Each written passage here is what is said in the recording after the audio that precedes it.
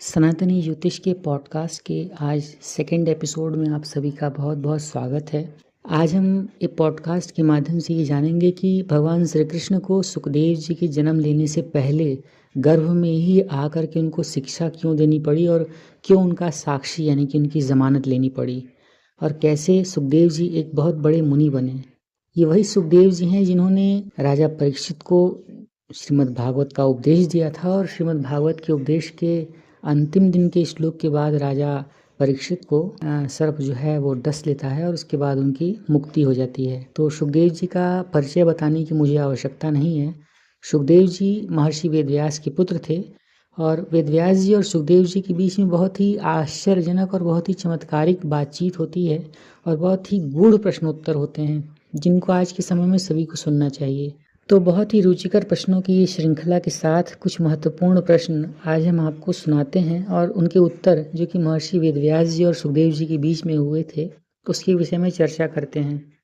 तो आइए प्रारंभ करते हैं आज की प्रस्तुति को। इसमें ये बताया गया है कि मोहग्रस्त सांसारिक प्राणी को कल्याण का मार्ग दिखाने वाला कौन सा ऐसा पथ है, कौन सा ऐसा रास्ता है। तो ज्ञान, सदाचार और वैराग्य की मूर्तिमान रूप सुखदेव जी महाराज महर्षि वेदव्यास के तपस्या जनित पुत्र हैं।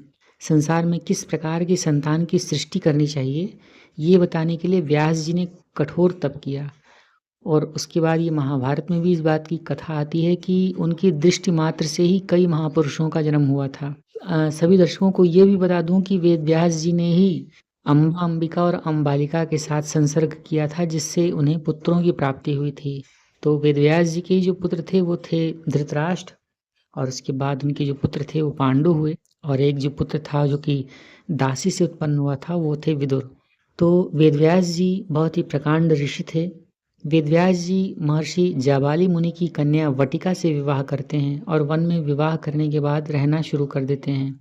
आश्रम जब बनाकर वो रह रहे थे तो वृद्धावस्था में व्यास जी को ये प्रेरणा लगती है, वो ये सोचते हैं कि मैंने अम्बा, अंबिका और अम्बालिका से तो संतान की प्राप्ति कर ली, उस दासी को भी पुत्र दे दी, लेकिन मेरा वंश तो नहीं रह गया। तो मुझे मेरे वंश को चलाने के लिए भी संतान की उत्पत्ति करनी चाहिए। तो इस चीज़ को सोच कर के उनके मन में बहुत प्रबल इच्छा होती है कि वो पुत्र संतान की वृद्धि करें, पुत्र संतान पैदा करें। बस इसीलिए व्यास जी ने भगवान गौरी शंकर की विहार स्थली में जा कर के घोर तपस्या की। भगवान शंकर के प्रसन्न होने पर व्यास जी ने कहा कि भगवान, समाधि में जो आनंद आपको मिलता है बस उसी आनंद को जगत को देने के लिए आप मेरे घर पर पुत्र के रूप में पधारिए। पृथ्वी, जल, वायु, आकाश की भांति धैर्यशाली हैं आप, आपके अंदर अपरंपार तेज है।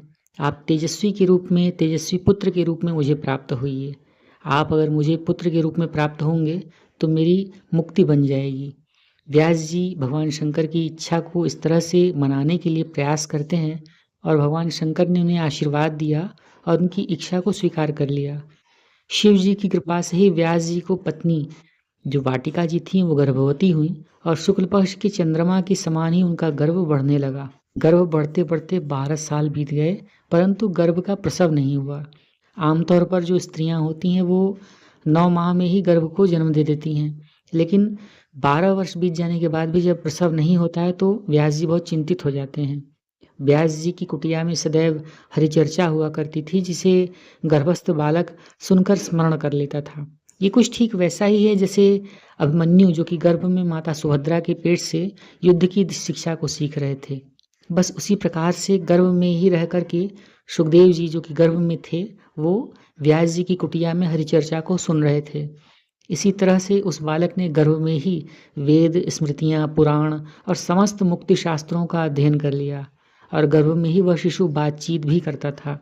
बस इसीलिए ऐसा कहा जाता है कि जब भी जो स्त्रियां गर्भ से होती हैं उन्हें अच्छी संगत में बैठना चाहिए, कथा, वार्ता, प्रवचन और अच्छी अच्छी किताबें, अच्छी अच्छी म्यूज़िक, अच्छी अच्छी बातों को सुनना चाहिए, क्योंकि इससे गर्भ में पल रहे शिशु को भी वही अच्छी बातें मिलती हैं, वही अच्छे संस्कार उस शिशु के जीवन पर आ जाते हैं। बहरहाल आपको आगे बताते हैं कि क्या हुआ।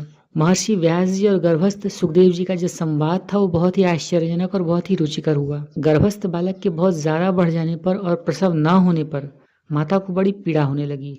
एक दिन व्यास जी ने आश्चर्यचकित होकर के गर्भस्थ बालक से पूछा कि तू मेरी पत्नी की कोख में घुसा हुआ बैठा है, कौन है और बाहर क्यों नहीं आ रहा है?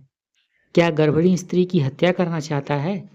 तब गर्भ ने उत्तर दिया कि मैं राक्षस, पिशाच, देव, मनुष्य, हाथी, घोड़ा, बकरी सब कुछ बन सकता हूँ, क्योंकि मैं 84,000 योनियों में भ्रमण करके वापस आया हूँ।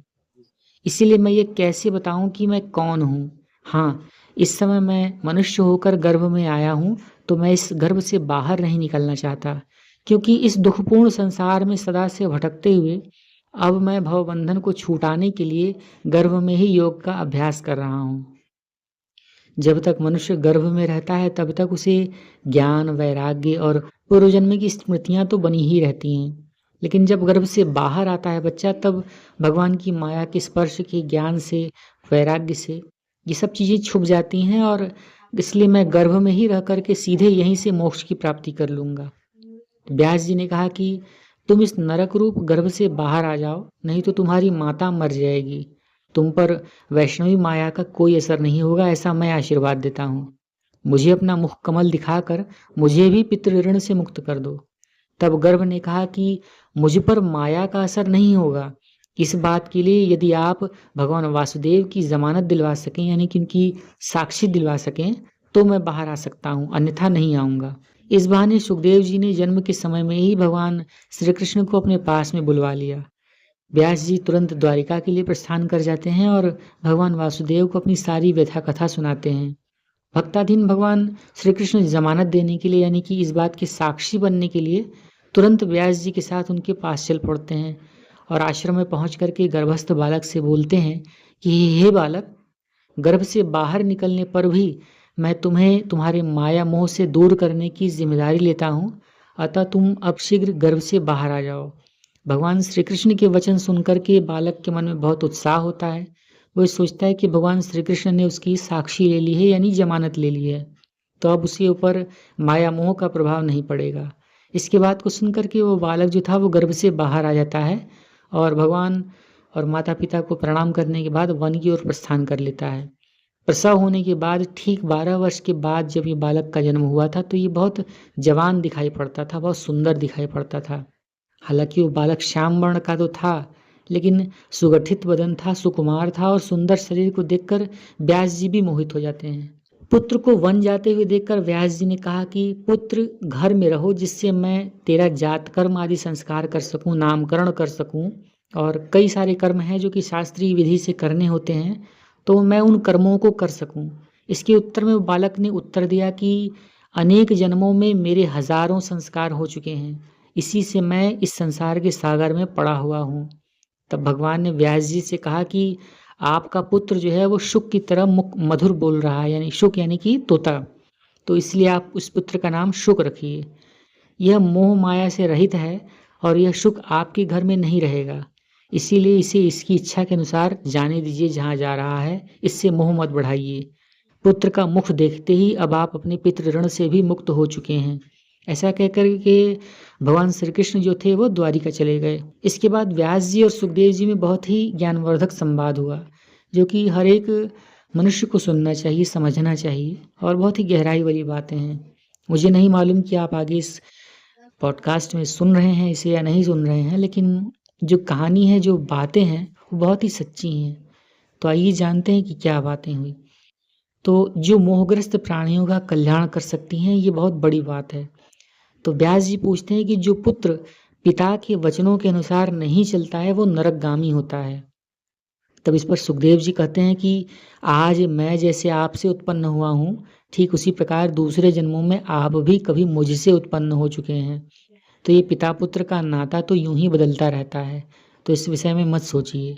व्यास जी फिर कहते हैं कि संस्कार किए हुए मनुष्य का ही पहले ब्रह्मचारी, फिर गृहस्थ, फिर वानप्रस्थ, और फिर उसके बाद संन्यास होकर के मुक्ति मिलती है। तो हमारे धर्म ग्रंथों में भी कहा गया है कि ब्रह्मचर्य, गृहस्थ, वानप्रस्थ और संन्यास।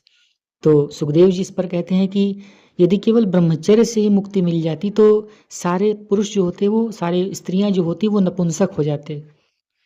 गृहस्थ में मुक्ति होती तो सारा संसार मुक्त हो जाता। अगर वानप्रस्थियों की मुक्ति हो रही होती तो सब पशु क्यों नहीं मुक्त हो रहे हैं। और यदि अगर धन के त्याग देने से ही मुक्ति हो जाती तो सारे दरिद्रतों की जो आत्माएं हैं वो सबसे पहले मुक्त हो जानी चाहिए थी।